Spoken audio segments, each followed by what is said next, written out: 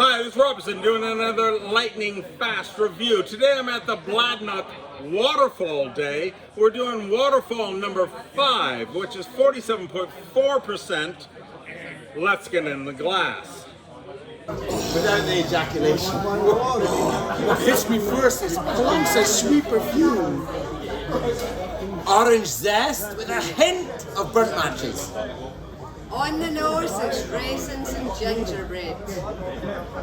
On the palate, there's some raisins and plums. There's sticky toffee and prunes. My mum used to Chewy, with some sour cherries. Long black currant and black cherry. Long lasting sweet and sour. Long and ridiculously best. Thank you for watching. We've had an absolutely brilliant day today. Come on and join us next year at Bladnoch's Open Day. Signs it off.